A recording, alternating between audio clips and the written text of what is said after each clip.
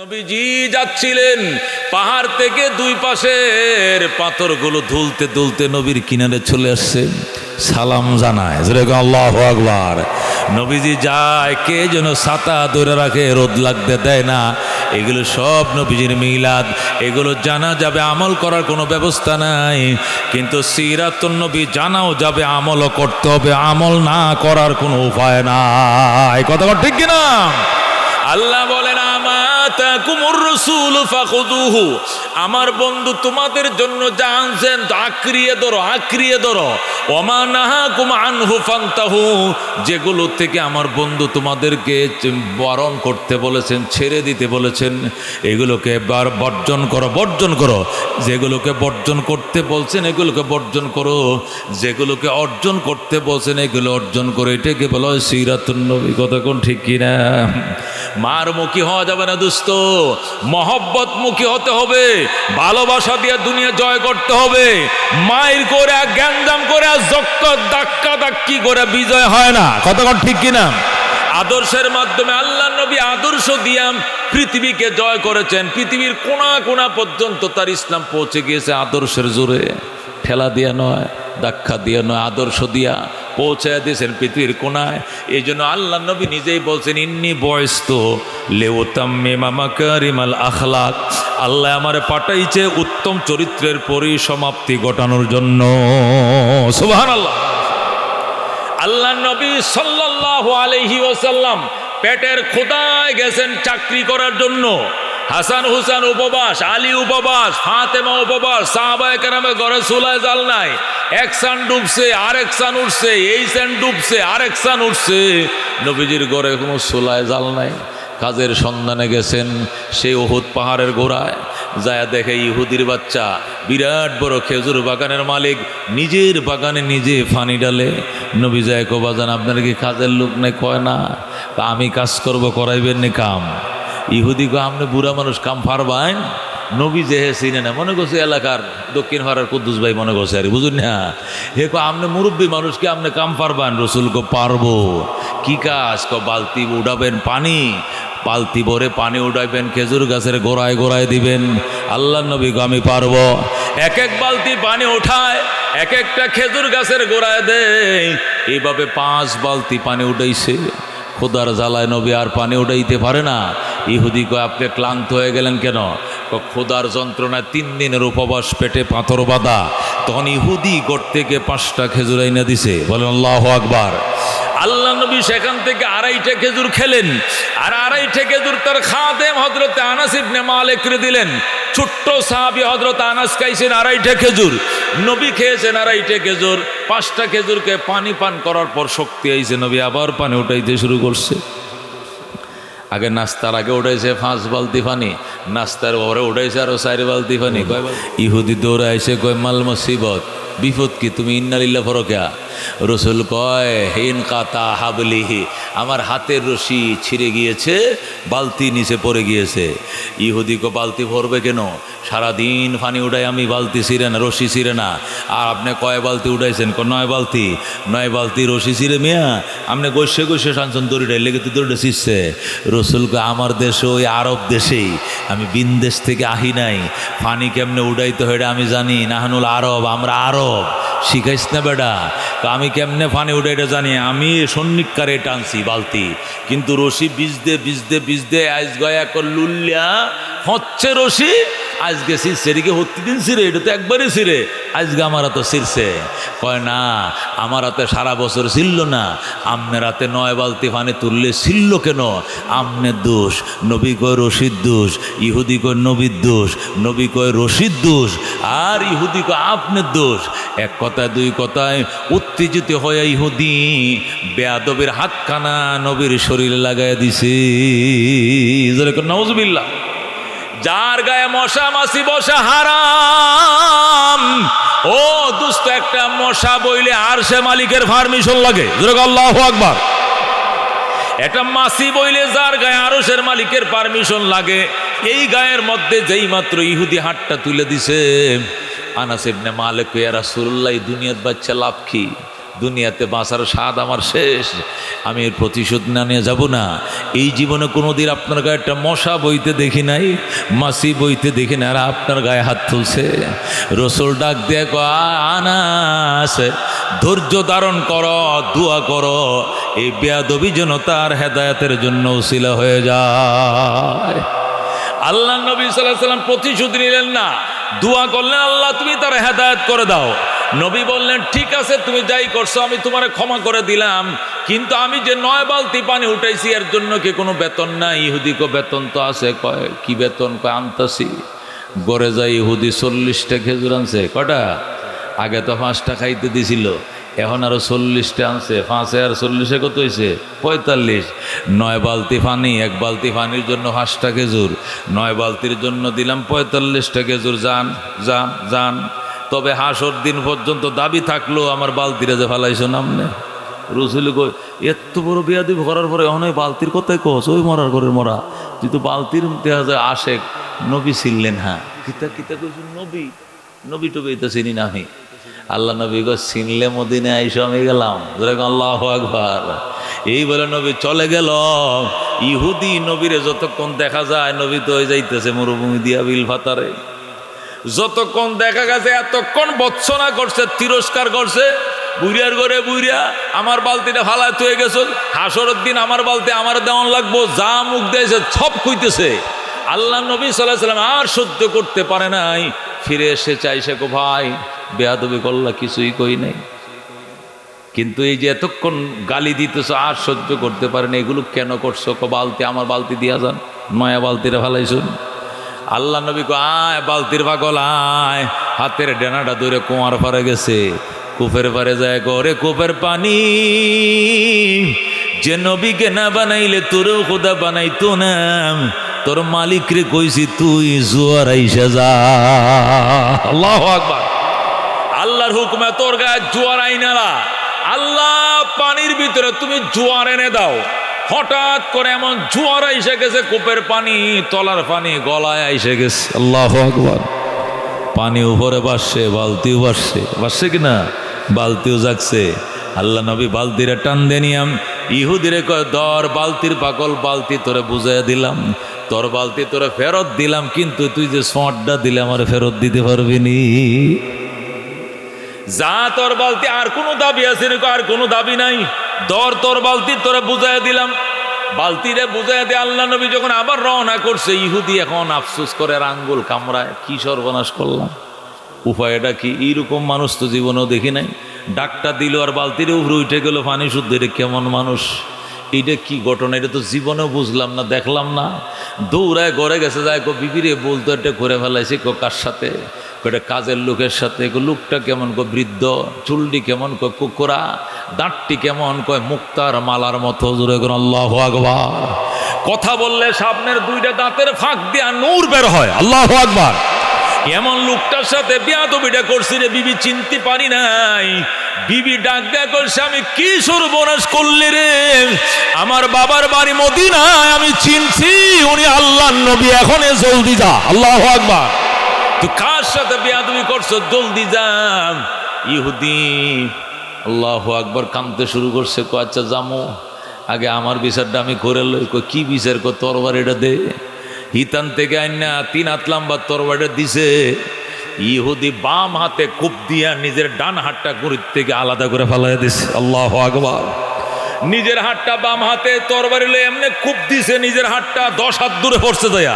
সিরিঙ্গিতে রক্ত বের হইতেছে, ছি করে রক্ত বের হইতেছে। আর কব বেয়াদব, যারা নবীর গায়ে হাত তুলে এদের শাস্তি এমনই হবে। তুই পয়গম্বরের গায়ে হাত তুললি, এই জন্য তোরা কেটে লেছি, তুই আমার শরীরের সাথে থাকতে পারবে না। হাতরে গাইল্লায় বিবি কয়, রে বাউয়া রে বাউয়া, হাতরে গাইল্লে কোনো লাভ নাই, দোষ তো হাতের নয়, হাতের মালিকের। আল্লাহু আকবার। ওরে হাতের মালিক, এখনো সময় আছে, তুমিও যাও, আমিও বুরকা পরে আইতেছি, নবীর কাছে যাওয়া ছাড়া কোনো উপায় নাই। আল্লাহু আকবার। ইহুদি বাম হাতে ডান হাতটাকে লইয়া দৌড় দিছে, রক্ত পড়তেছে, দৌড়তেছে, দৌড়তে দৌড়তে দৌড়তে ফাতেমার করে গেছে। জায়গা মাগো, ও মা, আমি চিনতে পারি নাই গো, আপনার আব্বাজান বাড়িতে আসেন? আসেন কি করে? হাসান হোসেন রে খেজুর খাওয়ায়। কি খাওয়ায়? ওই যে খেজুর নিচে 40টা এখান থেকে খাওয়ায়। মা, আমি একজন বেদুইন পাপী বন্দাইছিলাম, আমার সালাম বলেন। আল্লাহ নবী হাসান হোসেন রে নামায়া পর্দাটা টান দিয়া দেখো ওই সাবেক পাপী, ওই ইহুদি বাচ্চা আইছে, হাত একটা নাই, ফালাই তৈছে। কিরে হাত কাটছো কেন? কয় না বুঝে আপনার শরীরে লাগাইছিল কেন, এই জন্য হাত আমের শরীরে রাখি নাই, কাইটা আলাদা করছি। রসুল কয় হাতের কোনো দোষ নাই, দোষ তো তোমার, তুমি কালমা পড়া ছাড়া এই পাপের থেকে মুক্তি পাইবা না। আল্লাহু আকবার। ইহুদি কয় আমি যদি কালমা পড়ি আল্লাহ মাপ দিবেন? কয় দিবে। আপনি দিবেন? কয় আমিও দিমু। আল্লাহু আকবার। সাথে সাথে নবীর ঘরের দুয়ারে দাঁড়ায়া ইহুদি বলে আশহাদু আল্লাহ ইলাহা ইল্লাল্লাহ ওয়া আশহাদু আন্না মুহাম্মাদান আবদুহু ওয়া রাসূলুহু। ইহুদি কালমা পড়ে মুসলমান হয়ে যায়। আল্লাহ নবী সাল্লাল্লাহু আলাইহি ওয়াসাল্লাম ইহুদিরে ডাক দে, ইহুদিরে এবার যাও বাড়িতে।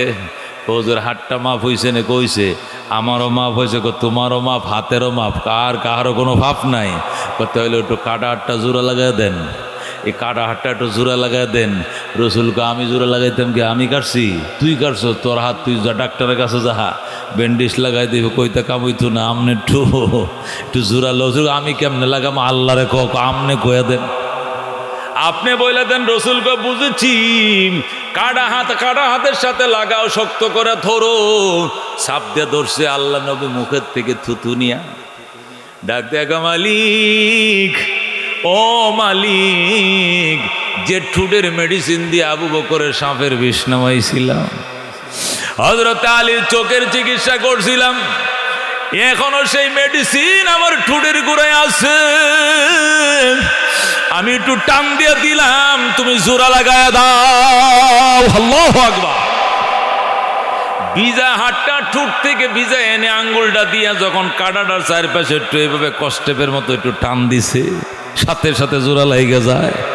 আল্লাহ নবীকে ইহুদির হাতটা যারা দে, দিছি যারা, আরো জোরে যারা মারছি যারা। কেমন লাগে? কেমন লাগতো? এই হাত যে কাঁদছিলাম এই কথা এখন আর মনে নাই। আল্লাহু আকবার। রাতের আধার কেটে কেটে আকাশে চাঁদ উঠল, জোরে কর মারহাবা। সারা জাহানের দিক বিদিকে, সারা জাহানের দিক বিদিকে আলোর ধারা ছুটল। তলাল বাদর আলাইনা মিন সানিয়াতিল বিদাম ওয়াজব শুকরু আলাইনা মাদআ লিল্লাহি তাআলা। কোন মারহাবা। মানবতার বন্ধু তুমি, ওগো রহমতুল্লিল আলামিন। তাই তো শুকর আদায় করি, তাই তো শুকর আদায় করি। কুল মাখলুকাত নিশিদিন তলাআল বাদরু আলাইনা মিন সানিয়াতিল বিদাম ওয়াজব শুকরু আলাইনা মাদআ লিল্লাহি তাআলা। মারহাবা। দোস্ত, মহব্বতের তাড়নায় কিছু কথা বলবো, ভালোবাসার তাড়নায়, হিংসা নয়, বিদ্বেষ নয়, অত্যন্ত মহব্বতের সাথে দিলের গহীন থেকে খেয়াল করে শুনলে মায়াও লাগবে, মজাও লাগবে, দিলে আসরও করতে পারে। जो बात दिल से निकलती है আসর রাখতি है। হ্যাঁ, আল্লাহর ওলিরা বলেন যে কথা দিল থেকে অন্তর থেকে বাইর হয় আসর রাখে। কথা কোন ঠিক কিনা? এটার প্রভাব আসে। এই জন্য হিংসা নয়, বিদ্বেষ নয়, আদাওয়াতি নয়, দলাদলির নিমিত্তে নয়, অন্তরের গভীরতার থেকে আল্লাহর হাবিবের কিছু আদর্শের কাহিনী আপনাদেরকে শোনাইতে চাই। আপনাকে শুনতে রাজি আছেন ইনশাআল্লাহ? আমি খুতবা দুরূদ শরীফের পর আপনাদের সামনে ছোট্ট করে একখানা আয়াতে কারিমা তেলাওয়াত করেছি। নবী আলাইহিস সালামের চরিত্রের বর্ণনার সম্পৃক্ত একটি আয়াত এবং নবীজির একখানা হাদিস আপনাদের সামনে তেলাওয়াত করেছি।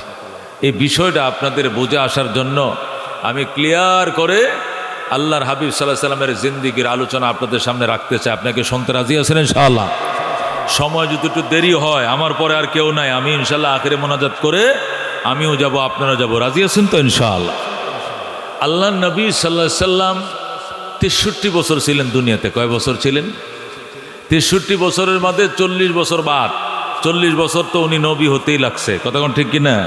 তো আগের নবী হওয়ার আগের 40 বছর বাদ দিলে তাহলে আর কয় বছর থাকবে? 23 বছর। কয় বছর? 23 বছর। এই 23 বছরের জীবনের 13 বছর ছিল মক্কায়। কয় বছর? নবী হওয়ার পর মক্কায় ছিলেন কয় বছর? 13 বছর। মদিনায় ছিলেন কয় বছর? 10 বছর। এই হলো কয় বছর? 23 বছর। আল্লাহ নবীজি সাল্লাল্লাহু আলাইহি সাল্লামের এই 23 বছরের জিন্দেগি যদি বুঝতে হয় তাহলে 30 পারা কোরআন বুঝতে হবে। যেরকম সুবহানাল্লাহ। 30 পারা কোরআন বোঝা ছাড়া নবীজির 23 বছরের জীবনে বোঝা যাবে না। আর 23 বছরের জীবনে বুঝতে হলে 30 পারা কোরআন বুঝতে হবে। 30 পারা কোরআন বুঝতে হলেও নবীজির 23 বছরের জীবনের ধারণা মাথায় থাকতে হবে। কতক্ষণ ঠিক না? আমি বুঝি না কোরআন, বুঝি না নবী, বুঝি না হাদিস, বুঝি না ইতিহাস, জানি না কোনো তাফসীর। আমি যদি আমার মন গড়ায় আবেগে কথা একটা বলে ফেলি, এটা আবেগের কথা হবে, এটা শরীয়তের কথা হবে না। কতক্ষণ ঠিক না? এই জন্য মুহতারাম হাজিরিন, বুঝতে হবে আলেম গভীর জলের একটা মাছকে আলেম বলা হয়। আলেম এত সোজা নয়। আল্লাহ নবী সাল্লাল্লাহু আলাইহি সাল্লামের 23 বছরের জীবনে বুঝতে হলে 30 পারা কোরআনের জ্ঞান থাকতে হবে। সুবহানাল্লাহ। কারণ নবীজির 23 বছরের জীবনের বিবরণ আল্লাহ 30 পারা কোরআনে দিয়েছেন। সুবহানাল্লাহ। আম্মা জান আয়েশা রাদিয়াল্লাহু তাআলা আনহার কাছে এক সাহাবী এসে বলেন, মাগো ও মা, নবীজির কলিজার টুকরা স্ত্রী ছিলেন আপনি। আল্লাহর হাবিবকে কাছের থেকে আপনি বেশি দেখছেন। নবী আপনাকে অনেক মহব্বত করতেন। নবীজির 13 জন স্ত্রীর মধ্যে 11 জন স্ত্রীর মধ্যে 11 জন স্ত্রীর মধ্যে আপনি ছিলেন কুমারী, আর সবাই ছিল বিবাহিতা বিধবা। আপনি ছিলেন শুধু কুমারী। আপনি আবেদা, জাহেদা, মুহাদ্দিসা, ফকিহা। আপনি যেরকম মেধার অধিকারী, আপনি সম্মানের অধিকারী, রসুলের মহব্বত আপনি পাইছেন। ওগো মা আয়েশা, আপনার থেকে আল্লাহ নবীজির চরিত্র সম্পর্কে একটু জানতে আসছিলাম। আপনি একটু বলবেন নি নবীজির চরিত্রটা কেমন ছিল? সুবহানাল্লাহ। আম্মা জান আয়েশা রাদিয়াল্লাহু তাআলা না ডাক দেয়া, ওগো রসুলের সাহাবী, ওগো আল্লাহর হাবিবের আশেক, আপনি কি আল্লাহর কোরআন পড়েন নাই? পড়ছি তো। আল্লাহর কোরআনে একটা মানুষের চরিত্র যা হইতে বলা হয়েছে তার হুবহু উদাহরণ ছিল নবীজির চরিত্র। যেরকম সুবহানাল্লাহ। আপনি আল্লাহর 30 পারা কোরআন অ্যানালাইসিস করেন, ঘাটাঘাটি করেন, 30 পারা কোরআনের ভিতরে নবীজির 23 বছরের জীবনের সন্ধান পাবেন। তাহলে নবীজির 23 বছরের জীবন বুঝতে হলে 30 পারা কোরআন বুঝতে হবে। 30 পারা কোরআন বুঝতে হলে 23 বছরের জীবনের ধারণা আপনার আর আমার মাথায় থাকতে হবে। তারপরে যে পূর্ণাঙ্গ শরীয়তের একটা মেধা, একটা ধ্যান ধারণা আপনার তৈরি হবে। এছাড়া বাজান তৈরি হবে না। এই জন্য দোস্ত, আল্লাহর হাবিব সাল্লাল্লাহু আলাইহি সাল্লামের জীবনের এই মহাসমুদ্রকে বোঝার জন্য মুহাদ্দিসিনে কেরাম নবীজির জীবনীকে 5 ভাগে ভাগ করেছেন। কয় ভাগে? যেহেতু নবীজির জীবনটা একটা মহাসমুদ্র, এটা 30 পারা কোরআনে ছড়ানো ছিটানো, সুতরাং এটা আন্দাজি পড়লেও মনে রাখা যাইতো না, আন্দাজি শুনলেও মনে রাখা যাইতো না। এই জন্য আল্লাহ নবীজি সাল্লাল্লাহু আলাইহি সাল্লামের 30 বছর, এই 23 বছরের জীবনীকে 5 ভাগে ভাগ করছেন। কয় ভাগে?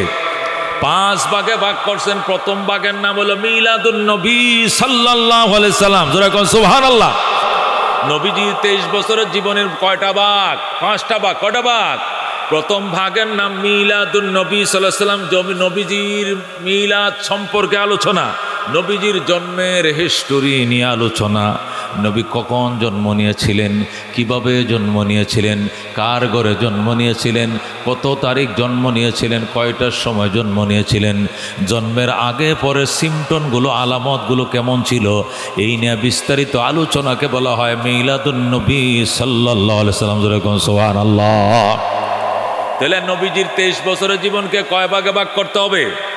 এক নম্বরে মিলাদুন নবী সাল্লাল্লাহু আলাইহি সাল্লাম, নবীজির জন্মের ইতিহাস। 2 নম্বরে সিরাতুন নবী সাল্লাল্লাহু আলাইহি সাল্লাম, নবীজির চরিত্রের বর্ণনা। কিসের বর্ণনা? সিরাতুন নবী মানে নবীজির চরিত্র, নবীজির আদর্শ। নবী খাইতেন কেমনে, নবী ঘুমাইতেন কেমনে, নবী বিবাহ করতেন কেমনে, সংসার চালাইতেন কেমনে, দান খয়রাত করতেন কেমনে, রাষ্ট্র চালাইতেন কেমনে, ও মুসলমান বিচার আচার করতেন কেমনে, ফ্যামিলিকে সময় দিতেন কেমনে, আচার আচরণ করতেন কেমনে, নামাজ পড়তেন কেমনে, রোজা রাখতেন কেমনে, ডিলাগুলো ব্যবহার করতেন কেমনে, পাগড়ি বাঁধতেন কেমনে, রুকু করতেন কেমনে, সজদা করতেন কেমনে। আল্লাহর হাবিবের 23 বছরের জীবনের চরিত্রের বর্ণনাকে বলা হয় সিরাতুন নবী সাল্লাল্লাহু আলাইহি সাল্লাম। সুবহানাল্লাহ। 3 নম্বর হলো মেরাজুন নবী সাল্লাল্লাহু আলাইহি সাল্লাম, নবীজির মেরাজ। নবীজির কি মেরাজ? আল্লাহর হাবিবের মেরাজ। নবীজি সশরীরে রাতের অন্ধকারে মেরাজ করেছিলেন। কি করেছিলেন? আল্লাহর বাড়িতে তিনি গিয়েছিলেন। ঘুমন্ত অবস্থায় নয়, সজাগ অবস্থায় আল্লাহ বিশেষ দাওয়াত করে জিব্রাইলকে বুরাকের ড্রাইভার বানায়া, মিকাইলকে হেল্পার বানায়া, তার বন্ধু রহমতুল্লিল আলামিনকে ভিআইপি যাত্রী বানাইয়া এক টানে বাইতুল মুকাদ্দাস থেকে বাইতুল্লাহ থেকে বাইতুল মুকাদ্দাস, সেখান থেকে সিদরাতুল মুনতাহা, সেখান থেকে আরশে আজিম, আল্লাহর বাড়িতে আল্লাহ তার বন্ধুকে পৌঁছায় দেয়। এজন্য বুঝতে হবে দোস্ত, একসাথে বোঝা যাবে না। 1 নম্বরে বুঝতে হবে মিলাদুন নবী সাল্লাল্লাহু আলাইহি সাল্লাম। 2 নম্বরে কি বুঝতে হবে? সিরাতুন নবী সাল্লাল্লাহু আলাইহি সাল্লাম। 3 নম্বরে মেরাজুন নবী সাল্লাল্লাহু আলাইহি সাল্লাম, নবীজির মেরাজ। 4 নম্বরে হিজরাতুন নবী সাল্লাল্লাহু আলাইহি সাল্লাম, নবীজির হিজরত। নবী কেমনে হিজরত করেছিলেন? রাতের অন্ধকারে আবু বকরকে সঙ্গে নিয়া, কাফেরদের অত্যাচার সইতে না পেরে রহমতুল্লিল আলামিন মক্কা ছেড়ে মদিনায় চলে যায়। এটাকে বলা হয় হিজরাতুন নবী সাল্লাল্লাহু আলাইহি সাল্লাম। কথা কোন ঠিক কিনা? 5 নম্বর হলো গাজওয়াতুন নবী সাল্লাল্লাহু আলাইহি সাল্লাম, নবীজির যুদ্ধের জীবন। আমাদের বঙ্গবন্ধু শেখ মুজিবুর রহমান একটা যুদ্ধ করছে। কয়টা? এক যুদ্ধ করে যদি তিনি জাতির জনক হতে পারেন, তাহলে রহমতুল্লিল আলামিন সাল্লাল্লাহু আলাইহি সাল্লাম 65টা যুদ্ধ চালাইছেন। আল্লাহু আকবার। 65টা যুদ্ধ পরিচালনা করেছেন। কয়টা? 27টা যুদ্ধে তিনি ময়দানে কমান্ডার ছিলেন, 27টা যুদ্ধে।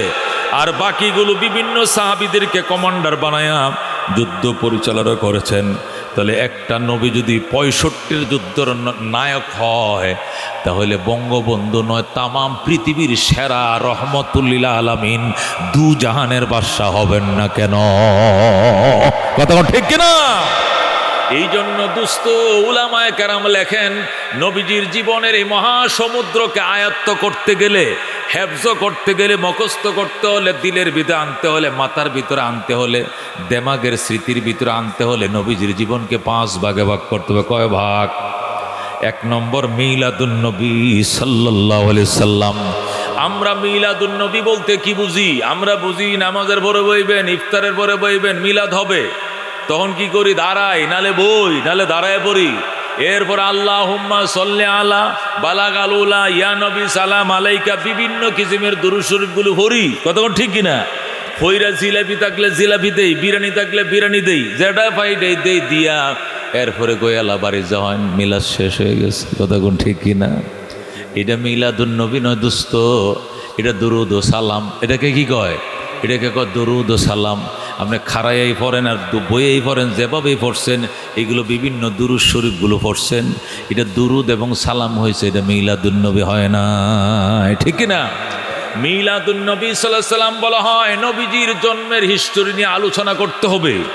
নবীজি কখন জন্ম নিয়েছেন, কার ঘরে জন্ম নিয়েছেন, বাবার কি নাম, মায়ের কি নাম, জন্মস্থানের কি নাম, কখন জন্ম নিয়েছেন, জন্মের আগে পরে সিমটন আলামতগুলো কি ছিল, এই নিয়ে বিস্তারিত আলোচনা করতে হবে, নতুবা মিলাদ হবে না। কতক্ষণ ঠিক কিনা?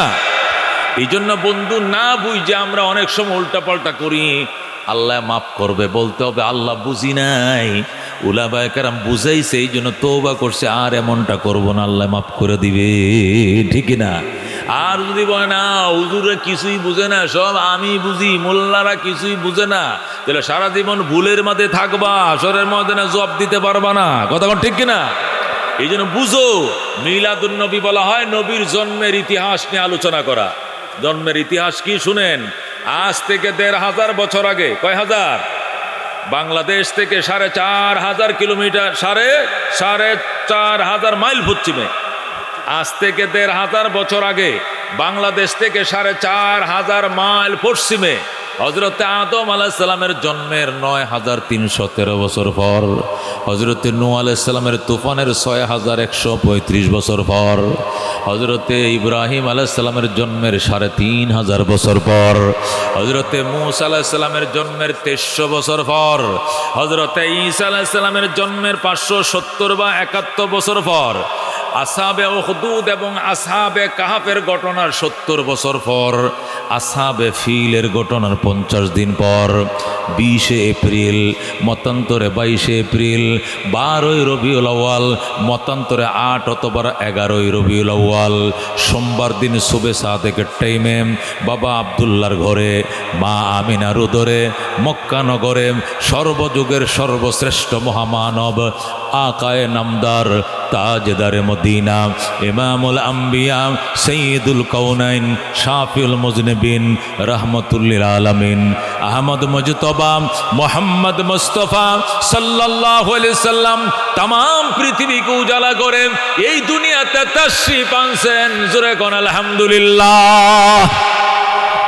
কপালের জোরে, ভাগ্যের জোরে, দরখাস্ত ছাড়া আমরা তার উম্মত হয়ে গেলাম। আবার বলেন আলহামদুলিল্লাহ।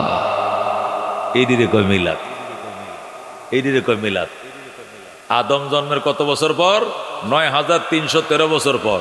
নূহ আলাইহিস সালামের তুফানের কত বছর পর? ৬,১৩৫ বছর পর। ইব্রাহিম আলাইহিস সালামের কত বছর পর? ৩,৫০০ বছর পর। মূসা নবীর কত বছর পর? ২৩০০ বছর পর। ঈসা নবীর কত বছর পর? ৫৭০ বা ৭১ বছর পর। ইংরেজি আসহাবে উখদুদ এবং কাহাফের ঘটনার ৭০ বছর পর।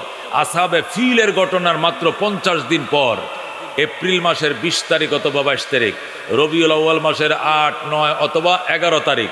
বার ছিল সোমবার। কি বার ছিল? সোমবার। টাইম ছিল সুবে সাদেক। সুবে সাদেক বুঝেন? যখন ইমাম সাহেব মাইক দেয়া কয় আর মাত্র ১ মিনিট, খানা পিনা বন্ধ করো হয়, আর খাইন না যে পানিটাও মহদেন না যে, আর মাত্র আধা মিনিট আছে, আর মাত্র ২ সেকেন্ড আজান দিয়া লাইম যে কইছিল কয়েকদিন আগে রোজার মাসে, মনে আছে? ওই টাইম ধরে কই সুবে সাদেক। জোরে কোন সুবহানাল্লাহ। আর মাত্র ১ মিনিট, খানা পিনা বন্ধ করেন, সেহরির টাইম শেষ, বলে কিনা? ওই ১ মিনিট পরে যে টাইমটা শুরু হবে এটাকে সুবে সাদেক বলা হয়। এটা ফজরের ফার্স্ট টাইম। জোরে কোন সুবহানাল্লাহ।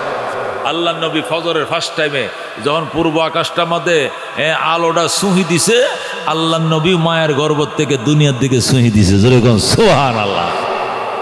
এটা নবীজির মিলাদ। দোস্ত, নবীজির মিলাদ রে দুরুদের সাথে না লাগাইছো কেন? আল্লাহুম্মা সাল্লি আলা সাইয়্যিদিনা মাওলানা মুহাম্মদ ওয়া আলা আলি সাইয়্যিদিনা মাওলানা মুহাম্মদ। এটা বলে মিলাদ। এটা মিলাদ। বাবু আর করে বাবু তোর মিলাদ কইছে কেটে? মিলাদ কারে কয় বুঝে না, দুরুদ কারে কয় বুঝে না। এটা দুরুদ শরীফ। মিলাদ শরীফ বলা হবে, নবীজির জন্মের হিস্টোরি বলতে হবে। কি বলতে হবে? বলেন নবীর বাবার কি নাম? আব্দুল্লাহ। কি নাম? বলেন। বাবার কি নাম? নবীর মায়ের কি নাম? আমিনা। বাবা মারা গেছে কবে? মায়ের গর্ভে ছিল যবে। নবী যখন তার মায়ের কি ছিলেন? গর্ভে ছিলেন, তখনই তার আব্বা যান আব্দুল্লাহ দুনিয়ার থেকে বিদায়। কথা কোন ঠিক কিনা? মা মারা গেছে কবে? নবীর বয়স যখন কয় বছর? ৬ বছর। রাহমাতুল্লিল আলামিনের বয়স যখন ৬ বছর, তখন মাও হারাইছেন। এখন বাবাও নাই, মা নাই, নবী ৬ বছরের বালক। নবীজির বয়স যখন ৮ বছর। কয় বছর? নবীজির বয়স যখন ৮ বছর, তখন দাদা আব্দুল মুত্তালিব দুনিয়ার থেকে বিদায় নিয়ে নিয়েছেন। কথা কোন ঠিক কিনা? এগুলো মিলাদ। নবীজির মিলাদ, এগুলো জানা যাবে, আমল করার কোনো ব্যবস্থা নাই, তারপরেও জানা ভালো। আল্লাহ নবী সাল্লাল্লাহু আলাইহি সাল্লাম মায়ের গর্ভে ছিলেন। নবীজির আম্মা জান আমিনা বলেন, আমার মোহাম্মদ যখন আমার গর্ভে ছিল, আমার মোহাম্মদ যখন আমার গর্ভে ছিল, তখন আমি স্বপ্ন দেখতাম আমার ঘুমের মধ্যে কে যেন এক হইতো, আমিনা 14 তারিখের মানিক তোমার পেটে লুকায় রয়েছে, কেউ রে কইও না। আল্লাহু আকবার। পৃথিবী সৃষ্টির রহস্য তোমার পেটের ভিতরে, তুমি কাউরে কইও না। আমিনা বলতেন আমি যে কাউরে কমু না, পেটে বাচ্চা আইলে এটা কি লুকায় রাখা যায়নি? কয়েকদিন পরে তো পেট এমনি বড় হইব, তখন আর না কইলেও তো মহিলারা জানিয়ে ফেলাইব, জানবো কিনা? পেটে বাচ্চা আইলে কি লুকায় রাখা যায়নি? 9 মাসের পেট এত বড় হয়, ওই সময় লুকায় রাখবে কেমনে?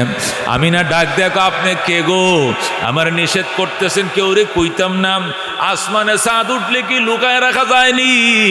পেটে সন্তান আইলেও লুকায় রাখা যাবে না। উনি আবার বলতেছেন আমিনা টেনশন করিস না, তোর পেট এখন যেমন আছে 9 মাসের গর্ভে এমনই থাকবে, বড় হবে না। আল্লাহু আকবার। হযরতে আমিনা আল্লাহ নবীকে পেটে রাখছেন। বয়স যখন একদিন ছিল তখন যেমন ছিল, যখন 9 মাস তখন এমনই ছিল, পেট বড় হয় না। জোরে আল্লাহু আকবার। আল্লাহুম্মা হাওয়া আলাইনা ওয়ালা আলাইনা, কোন আল্লাহুম্মা হাওয়া আলাইনা ওয়ালা আলাইনা। হে আল্লাহ, আমাদের আশপাশে দেন, আমগর একটু দিয়েন না। আমরা কয়েক মিনিট সময় চাই আপনার কাছে, কতক্ষণ ঠিক কিনা? এ দোস্ত, আল্লাহ নবীর মিলাদের কথা বলতেছিলাম। মিলাদুন নবী ওইটা নয় যেটা আমরা মিলাদ মনে করি, ওটা দুরুদ ও সালাম কয়, কতক্ষণ ঠিক কিনা? মিলাদ বলে নবীর জন্মের হিস্টোরির কথা জানা মানা। আল্লাহ নবী সাল্লাল্লাহু আলাইহি সাল্লাম মায়ের গর্ভে ছিলেন, পেট বড় হয় নাই। আল্লাহু আকবার। নবীজির মা কয়, তোরা মার পেটে ছিলে, তোর মা বমি করছে, আমি কোনোদিন বমি করি নাই। আল্লাহু আকবার। নবী কয়, তোরার পেটে বাচ্চা ছিল, তোরা অকক করছস, মাথা ঘুরাইছে, খাওয়ার রুচি পাস নাই, যে তরকারি মুখে দিছ গন্ধ করছে, কিন্তু আমার মুহাম্মদ পেটে ছিল এমনটা হয় নাই। আল্লাহু আকবার। ও দুস্থ, হযরত আমিনা বলেন যেদিন আমার মুহাম্মদকে ডেলিভারি হবে ওই দিন আমি ঘুমাইছিলাম, ঘুমের ঘরে দেখি আমার ঘরটা নূরে নূরান্বিত হয়ে গেছে। আল্লাহু আকবার। আমার ঘরটা ফক ফক করতেছে আলোতে, ঘরের কোনায় কোনায় ইসলামী রমণীরা বসা। আমি বললাম, মা আপনি কে? আমি হযরতে আসিয়া। আল্লাহু আকবার। আপনি আসিয়া? উনি কে? উনি কো আমি হযরতে মরিয়ম, ঈসা নবীর আম্মা। আল্লাহু আকবার। আমিনা কয়, মা আপনি কে? উনি ডাক দেখো, আমি আদম পত্নী হযরতে হাওয়া আলাইহিস সালাম। আল্লাহু আকবার। এইভাবে ইসলামের রমণীরা ঘরের কোনায় কোনায় বসা। হযরত আমিনা ডাক দেয়া কয়, মা আপনারা আমার ঘরে কেন এসেছেন? কয়, আমিনা 10 মিনিটের ভিতরে তুমি 14 তারিখের চান প্রসব করবে, তোমাকে ডেলিভারি কেসে সহায়তা করার জন্য আল্লাহ রাব্বুল আলামিন আমাদেরকে মেডিকেল টিম বানায়া পাঠাইছে। আল্লাহু আকবার। আমিনা বলেন, আমি এই কথাগুলো ওনাদের সঙ্গে বলতেছিলাম, বলতে বলতে আমার ঘুম ভেঙে যায়। আমি চোখ খুলে দেখি আমার বাতি সুয়াইবার কোলে 14 তারিখের চাঁদ ধুলতেছে। সুয়াইবা, কিরে এত সুন্দর বালক তুই কই পাইছো?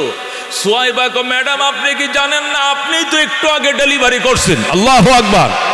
আমিনা ডাক দেখো, সুয়াইবা পিঁপড়ায় কামড় দিলেও তো টের পাওয়া যায়, আমার মোহাম্মদ কবে জন্ম নিল আমি তো টেরও পাইলাম না। আল্লাহু আকবার। হযরত আমিনা বলেন, আমার প্রায় সময় কে যেন স্বপ্ন দেখাইতো আর বলতো, আমিনা যে ছেলেটা তোমার ঘরে জন্ম নিবা এই ছেলেটার নাম জমিনে হবে মোহাম্মদ, আকাশে হবে আহমদ। সুবহানাল্লাহ।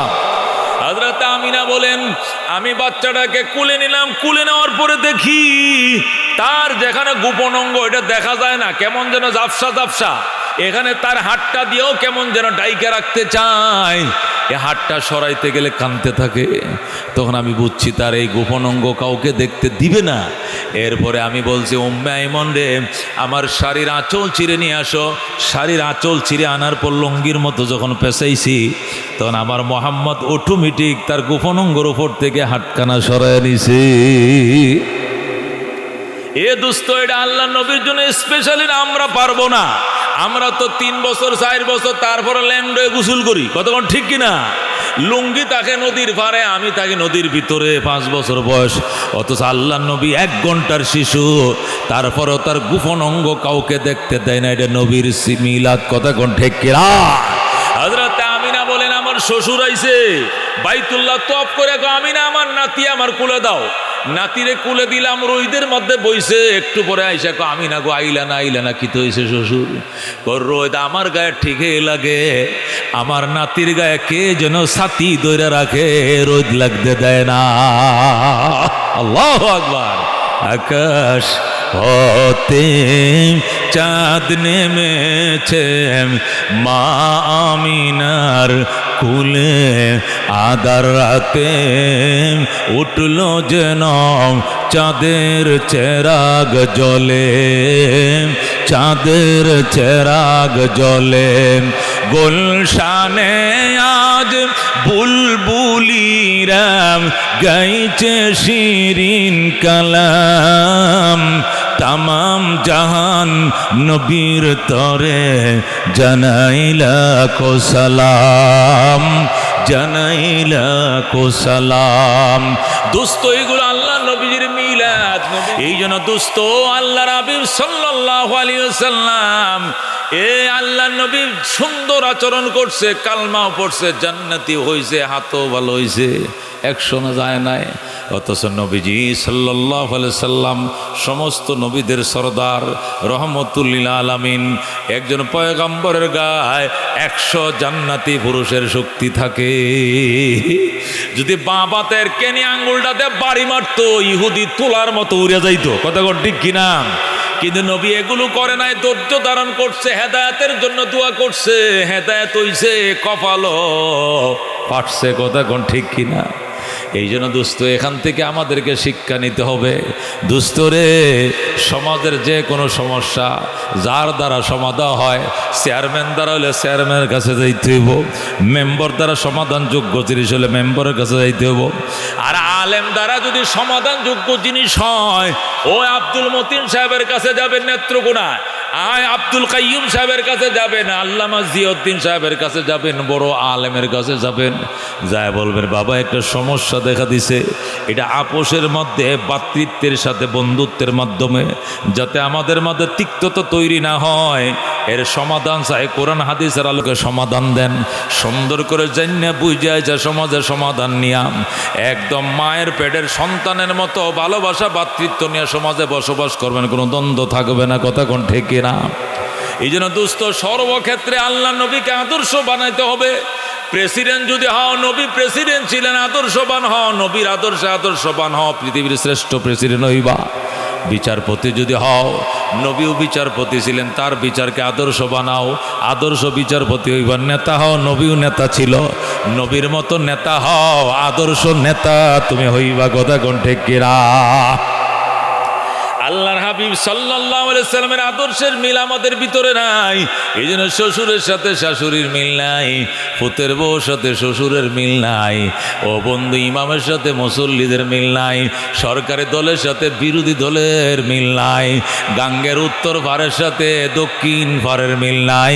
একটাই কারণ, নবীর আদর্শের সাথে আমাদের আদর্শের মিল নাই। কথা ঠিক কিনা? এই জন্য আল্লাহ বলেন লাকাদ কানা লাকুম ফি রাসূলিল্লাহি উসওয়াতুন হাসানা, নিশ্চয় তোমাদের জন্য আমার রসুলের ভিতরে রয়েছে উত্তম আদর্শ। এত সুন্দর আদর্শ পৃথিবীর কেউ কে দেখাইতে পারবে? আচ্ছা, বঙ্গবন্ধুর আদর্শটা কি নবীর মতো হইবনি? জিয়া রহমানের আদর্শ কি নবীর মতো হইবনি?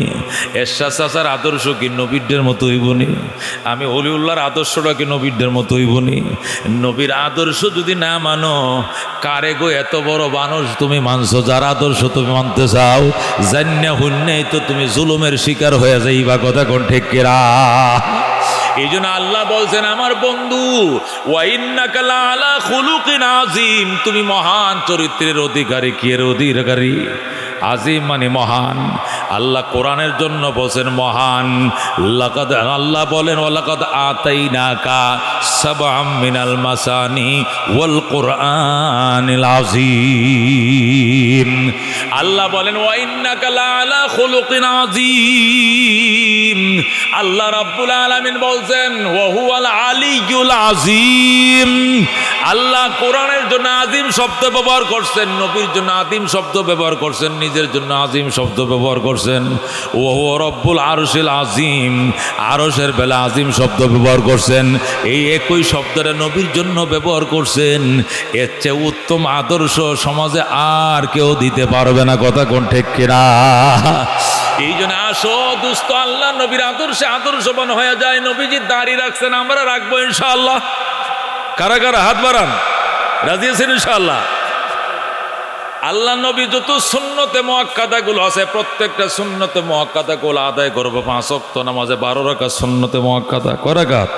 5 ওয়াক্ত নামাজে 17 রাকাত আছে ফরজ নামাজ, 12 রাকাত আছে সুন্নতে মুআক্কাদা, একটাও ছাড়বো না। মেসওয়াক করব, 1 রাকাত নামাজে 70 রাকাত সওয়াব পাবো। পাগড়ি বাঁধে নামাজ পড়বো, 1 রাকাতে 70 রাকাত নামাজে সওয়াব পাবো। দস্তরখান বিছায়া খানা খাবো, আল্লাহু আকবার, বরকত পাবো। ইস্তেঞ্জা করার পরে ডিলা গোলপ টিস্যু টয়লেট পেপার ব্যবহার করব, পারবো তো ইনশাআল্লাহ। ওজুর আগে মেসওয়াক করব, কি করব? মেসওয়াক করব। মেসওয়াকের 70টা লাভ আছে, তার মধ্যে একটা লাভ হলো মরণের টাইমে কালমা নসিব হবে। মরণের টাইমে অটোমেটিক জারি হয়ে যাবে আশহাদু আল্লা ইলাহা ইল্লাল্লাহু ওয়া আশহাদু আন্না মুহাম্মাদান আবদুহু ওয়া রাসূলুহু। এটা নবীর আদর্শের দুস্থ, এটাকে নিজের আদর্শ বানাও। দাড়ি নিজের আদর্শ বানাও। এই মেসওয়াক বলেন, ডিলা কলব বলেন, পাগড়ি বলেন, যত কিছু আদর্শ আছে একটাও লগে নেওয়া যাইতো না, কিন্তু দাড়ি নামক সুন্নত এটা লগে কবরে যাবে, ঠিক না? নাকি শেভ করে আলবো মরার পরে?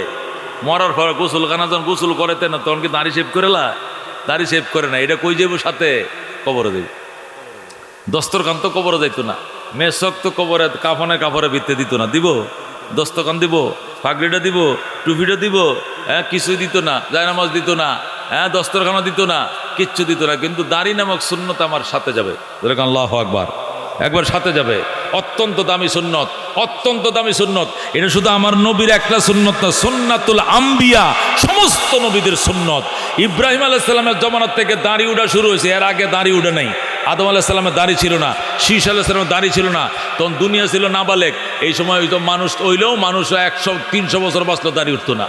পৃথিবী সাবালেক হয়েছে ইব্রাহিম আলাইহিস সালামের জামানায়, যেরকম সুবহানাল্লাহ। এরপরের থেকে মানুষের গালে দাড়ি উঠতো। ইব্রাহিম আলাইহিস সালাম থেকে না আমাদের নবী পর্যন্ত এই 100 লক্ষ নবী, সমস্ত নবীরা দাড়ি রাখছেন, যেরকম সুবহানাল্লাহ। এই জন্য খবরদার, দাড়ি ছাড়া যদি কবর দাও, আল্লাহ নবী তোমার উম্মত বলেই বলবে না, উম্মত বলেই বলবে না, যেটা আমার উম্মত না, অস্বীকার করবে। খবরদার। এই জন্য সুন্নাতুল আম্বিয়া, সমস্ত নবীদের সুন্নত দাড়ি, এ দাড়ি নিয়ে যাইবা। বিশেষ করে মা বোনদেরকে, ও মা, তোমার স্বামীকে জোর করে দাড়িটা রাখায় দাও, দেখবা এই বেড়া লুচ্চামে গুন্ডামি যত ফাইজলামে সব বন্ধ হয়ে যাবে এক দাড়ির গাড়া, কথা ঠিক কিনা? হ্যাঁ, ক্লিন শেভ করলে বুড়ারেও যুবকের মতো দেখা যায়, এইটার পিছন মহিলারা করে, কথা ঠিক কিনা? আর দাঁড়িয়ে রেখে মাশা আল্লাহ, চাচা আঙ্কেল, ওখানে চাচা আঙ্কেলের সাথে কেউ আর প্রেম প্রীত করতে যাইতো না, কথা ঠিক কিনা? সুন্দর করে দাঁড়িয়ে রাখবেন। এই দাঁড়িয়ে রাখার কারণে আল্লাহর ওয়াস্তে দেখবেন আপনার স্বামীকে ডেলি মানুষ দোয়া করবে, সালাম দিবে, দেখা মাত্রে আসসালামু আলাইকুম রহমতুল্লাহ, মানে আঙ্কেল আমার হৃদয়ের গহীন থেকে আপনার উপরে শান্তি এবং রহমত এবং বরকত বর্ষিত হোক। এই দোয়াটা কাকিয়াগুরু পুবের গ্রাম থেকে এই বাজারে আওয়া পর্যন্ত 10 জন লোকের দেখা হলে 10 জনে সালাম দিব, কথা ঠিক কিনা? একটা লোকের দোয়া যদি কবুল হয়ে যায়, বাম্পার, তোমার দুনিয়াও সুখী হয়ে যাবে, পরকালেও সুখী হয়ে যাবে, কথা ঠিক কিনা? আল্লাহ আমাদেরকে এত সুখ দিছে কি লেগে জানেন? কারণ আমাদের কাছে হিন্দু নাই, মুসলমান নাই, ছোট নাই, বড় নাই, বুড়া নাই, যেটা নাই, যে এবারে সালাম দিতেছে, সালামটা কত বড় দোয়া জানুন, সালাম কত বড় দোয়া জানুন। আমারে নিয়ে ঘরে নিয়ে আপনার দোয়া মোনাজাত করাইলেন, আমার 500 টাকা দিলেন, খাওয়াইলেন, এইটা একটা মোনাজাত। সালামটা তো বিনা টেহার মোনাজাত, কতক্ষণ ঠিক কিনা? বিনা দাওয়াতের মোনাজাত, এটা তো স্বার্থ ছাড়া দোয়া। এই দোয়াটা যেটা হয়েছে সবটা আসসালামু আলাইকুম রহমতুল্লাহি ওয়া বারাকাতুহু, মানে আমি আমার অন্তরের গভীরতা থেকে কায়মনোবাক্যে আল্লাহর দরবারে দোয়া করছি, আল্লাহ আপনার শান্তি দেখ, সাথে রহমত দেখ, লগে বরকত দেখ, যেরকম সুবহানাল্লাহ। 3টা দোয়া। এ মুসলমান, সারাদিন 100 জন মানুষ সালাম দিলে যদি একটা মানুষের সালাম কবুল হয়ে যায়, তাহলে তোমার ক্ষেতের দান ভাইরে ক্ষেতের থেকে 1 মণ বেশি, তোমার ইজ্জত ভাইরের লোকের ঘরের লোকের থেকে ইজ্জত তোমার বাড়বই। তোমার হায়াত পাশের লোকের থেকে আল্লাহ বাড়ায় দিব, তোমার সম্মান পাশের লোকের থেকে আল্লাহ তোমাকে বাড়ায় দিব। কারণ তোমার জন্য যেভাবে মানুষে দোয়া করে, এটা তো একটা দাড়িওয়ালায় দোয়াটা পায় না। কতক্ষণ ঠিক কিনা? একটা মানুষ দাড়ি নাই, এই মানুষটা যদি চিনে তাহলে হয়তো কেউ চিন্না সালাম দিতে পারে, না চিনলে তো বুলো সালাম দিত না। কি লেগে এটা হিন্দু না মুসলমান, দাড়ি নাই, এনে কপালে সজদার দাগ নাই, মাথায় কোনো টুপি নাই, মেসওয়াক নাই, টয়লেট টিস্যু নাই, তো লুঙ্গি খোলা ছাড়া বুঝার কায়দা নেই লোকটা মুসলমান না হিন্দু। পয়ঞ্চা কারবারটা একমাত্র কাটা না আখাটা, ওটা চেক করলে বুঝে দেবো হিন্দু না মুসলমান। কতক্ষণ ঠিক কিনা? এত চেক করার সময় নয়, সালামও দিতাম না। কতক্ষণ ঠিক কিনা? সামনে দেখ হাইরিয়া তো হয়ে গেছে আপনারা, কিন্তু সালাম দেয় নাই। কতক্ষণ ঠিক কিনা? এই জন্য দোস্ত, আল্লাহ নবীর আদর্শকে আদর্শ বানাও, নবীজির চরিত্রকে চরিত্র বানাও। হযরতে আম্বিয়া কেরাম, আউলিয়া কেরাম, বুজুর্গানে দিন, পয়গম্বর তার আদর্শকে আদর্শ বানাইছে। এরা মরে ওমর, এদের নাম এখন আমরা এলো। ঠিক কিনা? হযরতে আব্দুল কাদের জিলানী রহমতুল্লাহ বড় বিশ্বাস কেমনে হইছে? ও দোস্ত, কেমনে বরফি রইল? খাজা মঈনুদ্দিন চিশতি আজমিরি সঞ্জিরি রহমতুল্লাহ, যার হাতে 90 লক্ষ হিন্দু কালমা পরে মুসলমান হইছে। সুবহানাল্লাহ। এরা এত বড় মহান সাধক আল্লাহর ওলি কেমনে হইছে? পয়গম্বরের সুন্নত দিয়ে হইছে। কথা কোন ঠিক কিনা? এদের গাল বড়, এত বড় দাড়ি ছিল। আল্লাহ, এরা মেসওয়াক ছাড়া নামাজ পড়ে নাই, পাগড়ি ছাড়া নামাজ পড়ে নাই, দাওয়াত ছাড়া খানা খায় না। জোরে কোন আল্লাহু আকবার। পয়গম্বরের সুন্নতের বরকতে আল্লাহ এদেরকে দুনিয়াতেও দিছে, আখিরাতেও দিছে। 1000 বছর আগে মারা গেছে, এখনো এদের নাম লয় আমরা চুমু খাই। কথা ঠিক কিনা? হযরত আব্দুল কাদের জিলানী রহমতুল্লাহ আলাই কত বড় পরহেজগার ছিলেন। গাছের নদীর পাড়ে বৈশা রইছে, সেপ্পল বাইশে যাইতেছে, খোদার জ্বালা সইতে না পেরে খেয়ে ফেলছে। খায়া যখন খিদাটা মিটছে, হঠাৎ করে কি সর্বনাশ করলাম, আমার নবী তো অন্যের জিনিস না জিগে খাইতে নিষেধ করছে, আমি খাইলাম কেন? এই জন্য রিফুই কামড়ানো শুরু করছে। নদীর উজানের দিকে রওনা করছে, 4 মাইল গেছে, যাইতে গেছে জান্দাইল বাজার, যায় দেখে ওখানে একটা সেপ গাছ আছে, এবার আইলে রইছে আতাফল গাছ একটা। ওই বাড়িওয়ালারে বাইর করছে, ভাই খোদার যন্ত্রণা সইতে না পেরে সম্ভবত আপনার গাছ থেকে ফলটা ভরে পানি দেখেছিল, ওই 4 মাইল বাট্টেলে আমি বসাছিলাম, সেখানে খোদার যন্ত্রণায় ফলটা আমি ভাঙ্গে খায় ফেলাইছি।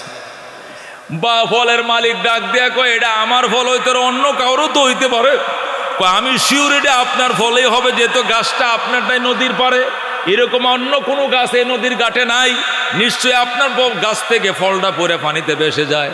আমি খোদার জ্বালা সইতে না পেরে খেয়ে ফেলছি, আমার মাফ করে দেন।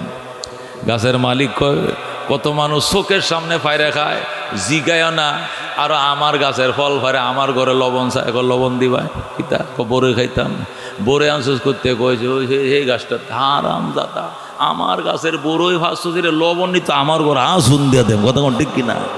কিছু মানুষ এরকম আছে।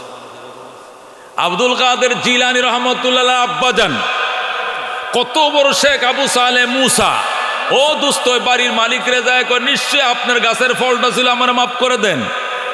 এখন বাগানের মালিক কই, এত বড় দামি লোক তো জীবনেও দেখি না, মানুষ চোখের সামনে ফাইরা নেই, আবার সিনাজুরি করে, আর ই খাইছে এটা শিউর না হওয়ার পরও আমার কাছে মাপ চায়।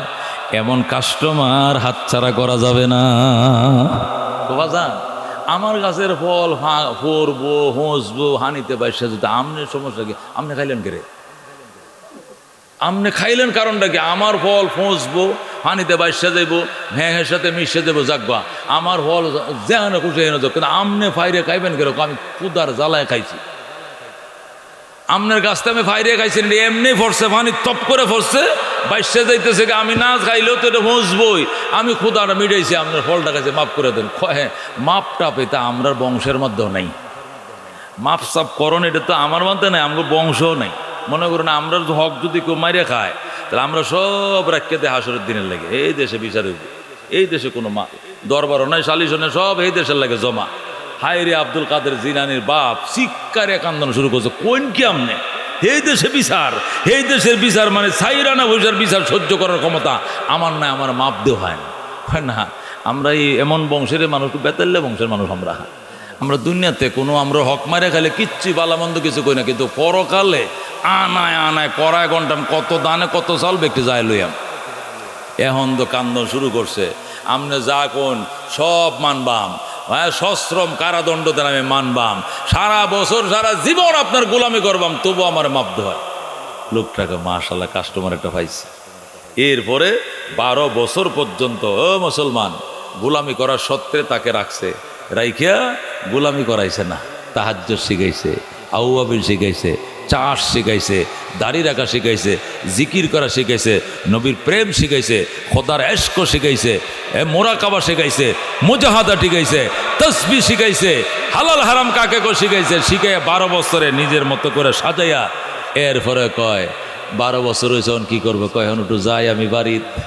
কয় না, আগে কথা কি আছিল যে এই যে ফল ডাকাইছে এই জন্য 12 বছর কারাদণ্ড।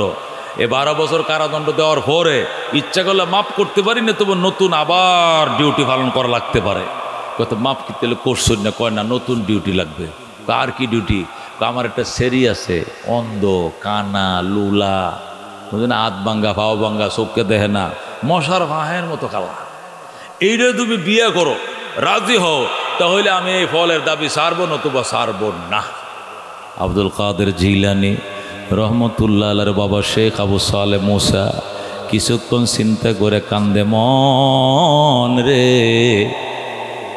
ও মন, এটা পুঙ্গ মেয়ে নিয়ে জীবনযাপন করতে তুই রাজি হয়ে যা, এটা অন্ধ লুলা নিয়ে জীবনযাপন করতে রাজি হয়ে যা, তবু সেফের দাবি নিয়ে কবরে যাইতে তুই রাজি হইস না। আল্লাহু আকবার। ঠিক আছে, আপনার অন্ধ মেয়ে আমি বিয়ে করলাম, এরপরে ওই বাগদাদের শাহী মসজিদের মধ্যে হাজার হাজার কুতুব আবদালকে একত্রিত করে বিয়ে পড়াইছে। বাজান তুমি যে আমার ছেলেটা বিয়ে করবা, স্বর্ণ গণ খিতা দিবা, ও হরণে কাহর নাই, ভাই জুতা নাই, স্বর্ণ টন্য করতে দেন। হ্যাঁ, ও তো পয়সার মালিক হইলে কি ফল চুরি করে খাইলাম, ও পানিতে তুলে খাইলাম, কিচ্ছু নাই আমার কাছে, যদি দয়া করে আপনি দেন তাহলে দেন।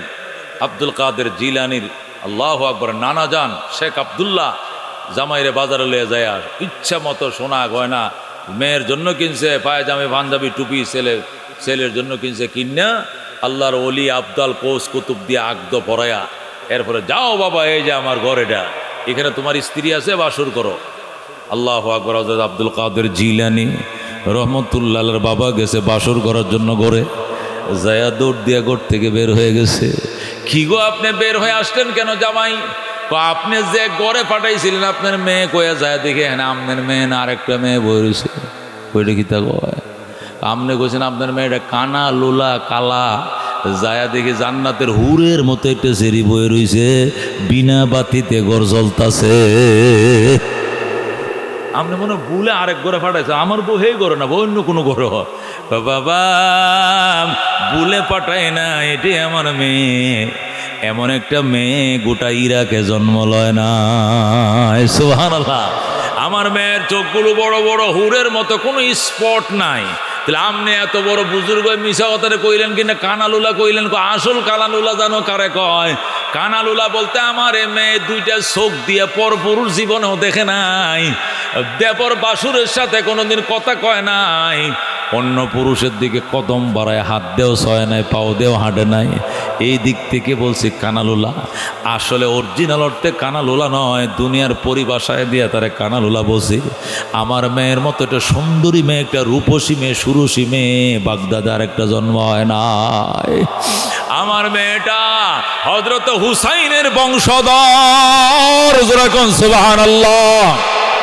শেখ আবু সালেহ মুসা কয়, যদি আপনি গর্ব করেন হুসাইনের বংশধর, তাহলে শুনেন আমিও হযরতে হাসানের বংশধর। আল্লাহু আকবার। বাবা হাসানি মা হুসাইনি, হাসানি আর হুসাইনি দুইজনের মাঝখানে হয়েছে আব্দুল কাদের জিলানী। আল্লাহু আকবার। এই জন্য দুস্থ ওলিয়া উলিয়াদেরকে শুধু আপনারা মহব্বত একলা করেন, আমরাও করি, সুমা খাই, আদর করি, কিন্তু যথাযথভাবে যাই না, বুঝে শুই না, তারা যে মর্যাদার মালিক এতটুক মর্যাদা আমরাও দেই। কিন্তু আপনারা না জানে এমন দেওয়া দেন, বলে নবীরে দিয়া নবী গেছে লুকাইয়া, নবীর দন ওলিরে দিয়া খাজা গেছে আজমির। না কিতা কিতা কয়, কথা কোন ঠিক কিনা? আল্লাহর দাও সব পাওয়ার নাকি নবীরে দিয়ে দিছে। আল্লাহ রিটায়ার্ড হয়ে গেছে, আর নবীর সব দন দিয়া দিছে অলিরে, অলি এখন নবীও রিটায়ার্ড, মানে আল্লাহও নাই নবীও নাই, এখন আছে আজমি শরীফের মালিক। জোরে কোন নাউজুবিল্লাহ। এত বড় করা যাবে না ওলি নবী হয়ে যায়, এত বড় করা যাবে না যাতে করে নবী আল্লাহ হয়ে যায়। জোরে কোন নাউজুবিল্লাহ। এই জন্য রাতের রাত, সপ্তাহে সপ্তাহ, মাসের পর মাস চলে যাবে নবীর বয়ান, সাহাবায়ে কেরামের বয়ান, আউলিয়া কেরামের বয়ান করব, বুঝি, জানি, মানিও। দোস্ত আপনারাও শোনেন, মানেন, যেটা যেভাবে ওইভাবে মানেন। আপনারা যদি 1 লক্ষ লোকে মিছিল করে কোন এইটাও হক, আর যদি আল্লামা জিয়াউদ্দিন সাহেব কয় এইটা হক নয়, তাহলে আল্লাহ ওই জিয়াউদ্দিন সাহেব এটা গ্রহণ করবে, 1 লক্ষ লোকের এটা গ্রহণ করবে না। কারণ আপনারা মূর্খ, আওয়াম, শরীয়তের জ্ঞান নাই। জিয়াউদ্দিন সাহেব কোরআনেরও হাফেজ, হাদিসেরও হাফেজ, শাইখুল হাদিস। কথা কোন ঠিক কিনা? আল্লামা জিয়াউদ্দিন সাহেব যদি এটা রাইট না, জাইলে বুঝবো জালের মর্যাদা, আলেম বুঝবে ইলমের মর্যাদা, শরীয়তের মর্যাদা। কথা কোন ঠিক কিনা? যে যেটাতে বিশেষজ্ঞ বাজান তার থেকে এটা নিতে, তার থেকে এটা নিতে হবে। আমাদের একটা ওয়াজের সিরিয়াল নিতে 1 বছর আগে সিরিয়াল নেয়। একটা বড় ডাক্তার ঢাকা শহরে, একটা হার্টের বড় ডাক্তার, আপনি সিরিয়াল নেবেন 6 মাস আগে সিরিয়াল নিতে, কিছু করার নেই। তো যদি কোন হুজুরের সিরিয়াল আগে নেওয়া লাগে, ডাক্তারের সিরিয়াল ঢাকা নিলে 3 মাস আগে সিরিয়াল নিতে হয় কেন? ওনারা ওই লাইনে অভিজ্ঞ, ওলামায়ে কেরাম শরীয়তের লাইনে অভিজ্ঞ, সব লাইনে অভিজ্ঞ লোক আছে। এই জন্য কাউকে অবহেলা করা যাবে না। সবাই সমান, সবন একটা এই গ্রামের একটা মানুষ, প্রত্যেকটা মানুষ ইজ্জতের মালিক, সম্মানের মালিক। কাহারও ইজ্জতকে হানি করা যাবে না, নষ্ট করা যাবে না। আর আমার আচরণে, আমার ব্যবহারে সমাজের কাউকে বিরক্ত করা যাবে না। আল্লাহ রসুল বুখারীর হাদিস পরিষ্কার বলেছেন, লা ইয়াদখুলুল জান্নাতা মান, ওই ব্যক্তি জান্নাতে প্রবেশ করিবে না, লা ইয়াবানু জাররুহু বাওয়াইকাহু, যার অত্যাচারে সমাজের মানুষ অতিষ্ঠ, এই লোক যত ইবাদত করুক সে জান্নাতে যেতে পারে। হাদিস শরীফে আছে, নবী বলেন, মানুষ যখন নেক আমল করে তার জন্য 4টা জিনিস সাক্ষী হয়। কয়টা জিনিস সাক্ষী হয়? এই যে আপনারা আইছেন, 1 নম্বর সাক্ষী হয়েছে কে? আল্লাহ। এই রাস্তাটাতে উঠে আইছেন না আপনারা, আল্লাহ দেখছে আমার বন্দারা যাইতেছে রে, লাইন ধরছে, ওয়াজ শুনতে যায়। 1 নম্বর সাক্ষী হয়েছে কে? আল্লাহ। 2 নম্বর সাক্ষী হয়েছে ফেরেশতারা। 2 নম্বর সাক্ষী হয়েছে কি? সাইরও দিতে ফেরেশতারা ওখানে গেরাও দেয়া, এক ফেরেশতার মাথার উপর আরেকজন ফেরেশতা মাথার উপর তাকে করে আরশ আজিম পর্যন্ত গেরাও দিয়ে রাখছে। যেরকম সুবহানাল্লাহ। 2 নম্বর হয়েছে কারা সাক্ষী? ফেরেশতারা। 3 নম্বর সাক্ষী হয়েছে এই মাটি। 3 নম্বর এই বাজারের এই মাটিটা আপনাদের জন্য সাক্ষী হাসরের ময়দানে। যেরকম আল্লাহু আকবার। 4 নম্বর সাক্ষী হবে আপনার অঙ্গ প্রত্যঙ্গগুলো। আপনার অঙ্গ প্রত্যঙ্গগুলো কি হাসরের ময়দানে কি হবে? সাক্ষী হবে। এই জন্য 4টা সাক্ষী রইল। এই মাহফিলে আসছেন, এই 4 সাক্ষী কাল হাসরের ময়দানের জন্য আমাদের জন্য মুক্তি এনে দেয়। আল্লাহ কবুল করুক, জোরে কোন আমিন। এই প্রোগ্রাম শীতকালে হয়, এবছর শীতকালে প্রোগ্রামটা দিতে পারি নাই, না দিয়ে বসি ঈদের বন্ধের মধ্যে দেন, ইনশাআল্লাহ আমি উলামায়ে কেরাম এনে দিব। আলহামদুলিল্লাহ উলামায়ে কেরাম এত আনা আনছি যে 15 মিনিট করে দেওয়ার সময় নাই।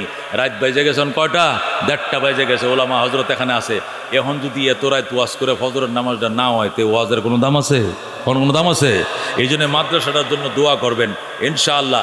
এই এত যাবৎকালে যে সমস্ত ছেলে মেয়েরা এখানে লেখাপড়া করছে, যারা এখান থেকে লেখাপড়া করে ফারেক হয়েছে, তার মধ্যে একজন আমার স্ত্রীও। আমার স্ত্রী যদি আজকে এখানকার এই লেখাপড়া না করতো, এই লেখাপড়া ছাড়া মেয়ে তো আমি নিলাম হয় না। কতক্ষণ ঠিক কিনা? নিলাম হয় আমি মুফতি ওলিউল্লাহর স্ত্রী বানাইলাম হয় তারে। আজকে এই শিক্ষাটা আপনাদের প্রতিষ্ঠানে পাওয়ার কারণে আমি তো মনে করি এইটুকুই নাজাতের জন্য যথেষ্ট। কতক্ষণ ঠিক কিনা? হ্যাঁ, এরকম মেষ ছেলে মেয়েদেরকে আমরা এখানে আজকে ক্রেশ দিলাম। এই উসিলে জমিদাতা, ভূমিদাতা, এলাকার মেম্বার, চেয়ারম্যান, সভাপতি, সহসভাপতি, সেক্রেটারি, সহ সেক্রেটারি, ক্যাশিয়ার, সদস্যরা যারা, এবং বড় হুজুর যিনি হাফেজ সাহেব এই প্রতিষ্ঠা লগ্ন থেকে এখানে ছিলেন, আছেন এখনো, আল্লাহ সবাইকে নাজাতের উসিলা করুক, জোরে কোন আমিন। প্রত্যেকটা ফর্দ এই বাজারের প্রত্যেকটা ব্যবসায়ীকে আল্লাহ মাফ করে দেখ, জোরে কোন আমিন। হ্যাঁ, 5 ওয়াক্ত নামাজ মসজিদে যায় পড়বেন, জুমার নামাজ এখানে পড়বেন। আমি একটা ছোট্ট পাঞ্জাখানা বানায় দিছি, 5 ওয়াক্ত নামাজ ওই এলাকার যারা আছে ওখানে পড়বেন। কিন্তু শুক্রবারে সবাই না পড়তো, জুম্মা আবার হেনে শুরু করি না যে আমার অর্ডার ছাড়া ওখানে কোনো জুম্মা হবে না। ওখানে 5 ওয়াক্ত নামাজ হবে। পাঞ্জাখানা 10টা বানান 5 ওয়াক্ত নামাজ পড়ার স্বার্থে। কারণ বৃষ্টি নামলে হেই কাক্যাগুড়ি হুপাড়ার থেকে এই 9 আসার নামাজ পড়া সম্ভব না। কতক্ষণ ঠিক কিনা? এত বড় ইমান আমরা নাই যে আডুহানি ভাঙ্গে হেন যায় বাজারে নামাজ পড়া। কত ঠিক কিনা? 5 ওয়াক্ত নামাজ নিজ নিজ এলাকায় জামাতের সাথে পড়বেন। শুক্রবারে সব এখানে চলে আসবেন এটা আমাদের কেন্দ্রীয় মসজিদ, ওইগুলো আমাদের মহল্লা ভিত্তিক পাঞ্জাগানা মসজিদ। কতক্ষণ ঠিক কিনা? এটা আমার পক্ষ থেকে ক্লিয়ার করলাম যাতে কাহারও ভিতরে কোনো ভুল বুঝাবুঝি না থাকে। কতক্ষণ ঠিক কিনা? অবশ্যই ভুল বুঝবেন না। আমি নিজেই যখন শ্বশুরবাড়িতে বেড়াইতে এসছি, দেখা যায় আমার বারান্দার মধ্যে এই ঘরের ভিতরে খাটের উপরে মসলাতে নামাজ পড়ার লাগে, জমাতে নামাজ পড়তে পারে না, আমার খারাপ লাগে। এরপরে এলাকাবাসী আমাকে ধরলো, আল্লাহ তো আপনার তৌফিক দিছে, আপনার এই হালাল রিজিক থেকে আমাদের একটা ফানজাগানা বানায় দেন। আমি ফানজাগানা হিসাবে বানাইছি, বড় করে বানাইছি। যদি কোনো দিন, কোনো বছর, আরও 20 বছর পরে, 10 বছর পরে বা কোনো সময় প্রয়োজন হয়, লোকজন বাড়ে, এটাকে জুমার মসজিদও বানাইতে পারবে। ওইভাবে আমি সুন্দর করে বানায় দিছি, আমার একদম নিখুঁত হালাল। এরকম বললেন না, হুদাদের সাথে কত শহর বন্দরে বড় লোকদের সাথে সম্পর্ক, এক বড় লোকরা দর্শে এসে বানায় তেত হয়ে গেছে, এরকম না। খোদার কসম, মসজিদ এখানে একটি পয়সা, আটানা পয়সাও আমি আমার এই কনস্ট্রাকশনের জন্য হাত থেকে আমি লই নাই। ওনারা জায়গা দিয়েছেন, মাটি ভরাইয়া দিয়েছেন, এগুলো ওনারা এলাকাবাসী শরীক হয়েছেন, জায়গাও দিয়েছেন, মাটি ভরাইয়া দিয়েছেন।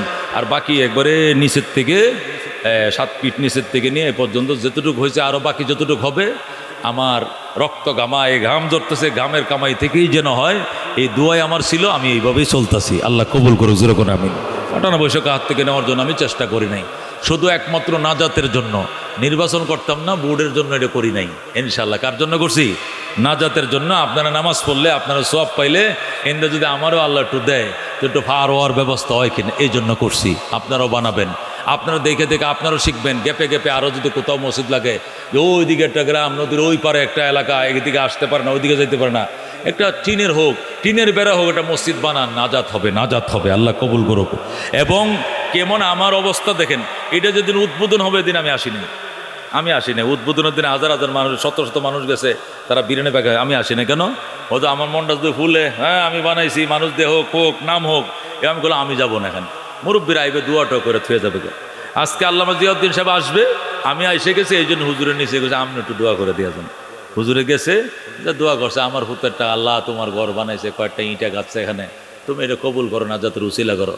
হুজুরে দোয়া করছে, কাঁদছি, আল্লাহ কবুল করো হুজুর। কোন আমি মিল মহব্বতে থাকবেন।